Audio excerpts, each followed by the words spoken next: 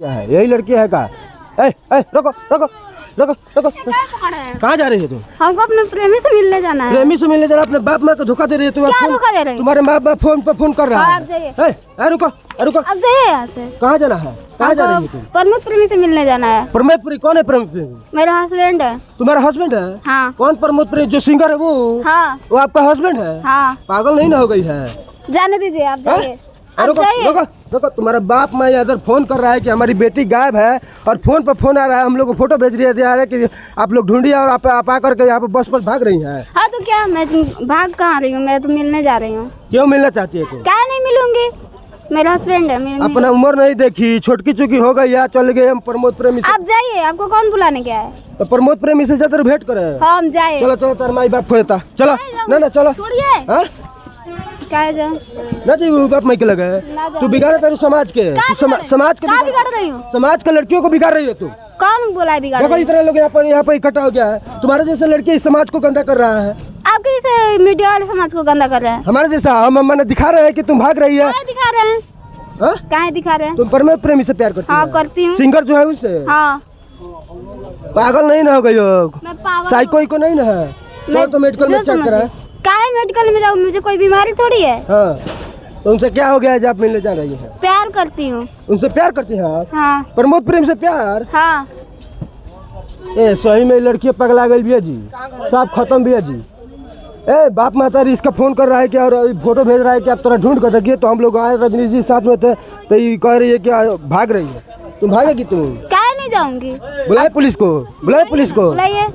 प्यार करना कोई गलत है? कोई मुझे रोक लेगा? तुम प्यार करती है? क्या नहीं, किस कानून में नहीं है कि प्यार करना गलत है? बताइए। क्या कहते? प्यार करना गलत नहीं है, किसी कानून में नहीं है कि गलत है। बताइए। चश्मा घड़ी या बैग लटका के जाता रू, कहाँ जेबू है ना? कहाँ चल जेबू बस पर बैठ के? कहीं जाऊँ मैं? प्रमोद प्रेमी के पास जाऊँगी। प्रमोद प्रेमी के मालूम बा? ABCD उनके बारे में पता बा? प्रमोद प्रेमी के है? हम ABCD नहीं जानती हूँ। खाली जानता रहो जो प्रमोद मेरी से प्यार कर लेबू। हाँ हम इतने जानती हूँ। अपन उम्र ना देख लू है, प्रमोद प्रेमी के ना देख लू है। हाँ तो आपको क्या करना है? मैं कर रही हूँ, मेरा उम्र से मेरे को मतलब नहीं है। तो तू चकोरा ही करता रू, तू चकोरा बारू। क्या कर रही हूँ? क्या कर रही हूँ बताइए। अच्छा, मिल के क्या कीजिएगा उसको? पता नहीं, मिल के मैं क्या करूँगी? कुछ पता नहीं है? नहीं चल दी है उनसे प्यार करने है, मिलने के लिए। काहे नहीं जाऊँगी? मैं खोज रहा है, उधर ढूंढ रहा है तुमको। काहे नहीं जाऊँ? चलो अपने पिताजी से चलो मिले। काहे नहीं जाऊँ? काहे नहीं जाऊँ? मैंने माता पिता से नहीं भेंट करके नहीं करना है। तो चलो जा जा तो जा, मुँह ना देख लू आप, मुँह कैसे प्रमोद अपना देख लीजिए पहले। आप कैसे हैं? हम तो हीरोइन बनी, आपसे अच्छी। चश्मा लगा लेला से हीरोइन बन काहे जाएगी। नहीं हो? 2 फुट के बढ़ले बारू। काहे नहीं? प्रमोद प्रेमी से प्यार हाथ करूँगी तो रोक लेंगे। उ जान जी तब का होई बबनी? वो तो जानते हैं। का जानते हैं? मेरा हर एक वीडियो देखते हो। उ तो उनकर बियाह हो गइल बा, मेहरारू बा, बच्चा। ये भी मुझे मालूम है, उनका शादी हो गया है। तब तू बियाह करे के तैयार बारू? मैं तो नहीं बोली शादी करूँगी। मैं ये नहीं बोल रही हूँ शादी। अच्छा ठीक है, देखी तो है जो लड़की भी भागतिया है, बताई मेरा छुछुनर भी है। छुछुनर भी है कि ना? बताई कि ऐसा लड़की तो समाज के गंदा करता सन। करते बाप मैं खोजता कहता जी कहाँ बड़ी सुनाता, देखी चश्मा बैग लगा के कहता कह दी फोन करके। फोन करते तो रे काहे तुम नहीं चले बाप मैं के लगे? काहे जाऊँ? आपके कहने से जाऊँ? का बनबू, का भेंट कर, का करबू ओकरा से? आपको क्या बताऊँ क्या करूँगी क्या नहीं करूँगी? बताइबू तबे न हम जाने, ना तो छोड़ब ना, पुलिस के फोन करे आ तारा के हम पकड़वाए। रजनी जी तंदी तो नंबर दी तो। सुनो काय भाग रही है? सुनो सुनो सुनो, इधर सुनो सुनो सुनो। जाइए आप यहाँ से। अच्छा, क्या लक्ष्य क्या है तुम्हारा उधर? हमको सिंगिंग करना है। उनसे सिंगिंग करना है? हाँ। आप सिंगिंग करती हैं? हाँ करती हूँ। गाना गावेलू?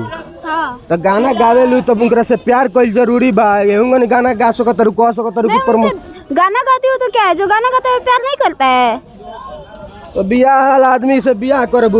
उसे कहा जाएगा? मैं ये तो नहीं बोली शादी करूंगी, मैं बोली हूँ जो बोलेंगे। अभी कांच कुंवर बारू। हाँ तो रहने दीजिए, मैं जैसे भी हूँ अच्छी हूँ। अच्छा तनी गाना गाओ तो तनी कौन गाना गावेलू? रउआ के मानीला दिलावा के राजा, कहेला दे तनी हमारा के साजा। जानो से ज्यादा करी रउआ से प्यार, जानो से ज्यादा करी रउआ से प्यार। ए जी पावर है सटार, हम बानी रेडी का तू बनब भतार। सुनी ना ये प्रमोद राजा, दिल के समझी ना भावना। जल्दी से लगावना होला नहीं अब हमारा से इंतजार होला नहीं अब हमारा से इंतजार ए जी पावर से जा जा जा बहुत स्टार बनायल बाड़ू जा जा बस में धर जा बहुत स्टार बना जाऊंगी नहीं गाना गावा तारी प्यार करूंगी काहे नहीं बनाऊंगी बेहुदा आदमी काहे नहीं बनाऊंगी सब खत्म आदमी है तुम क्या नाम है तुम्हारा क्या नाम है संध्या सरगम संध्या सरगम सिंगर बनक चाहते रहो हम सिंगर गायकी बस करते पर बैठ के कहाँ जेबू कहीं जाऊं तो जा जेबे करूंगी जा चल जा जा देखिए कि ऐसे ऐसे लोग जो हैं पागल करके रखा है। और देखिए कि ये जो लड़की है कहीं ना कहीं समाज को गंदगी कर रही है और इसके जो माता पिता है वो हम लोग को फ़ोन करके बोल रहे हैं कि थोड़ा हमारा लड़की को समझाइए और ढूंढ लीजिए। और ये लड़की है देखिए कि प्रमोद प्रेमी के प्यार में पागल है और कह रही है कि हम उनसे मिलने जाएंगे उनका हम मेहरारू बनेंगे।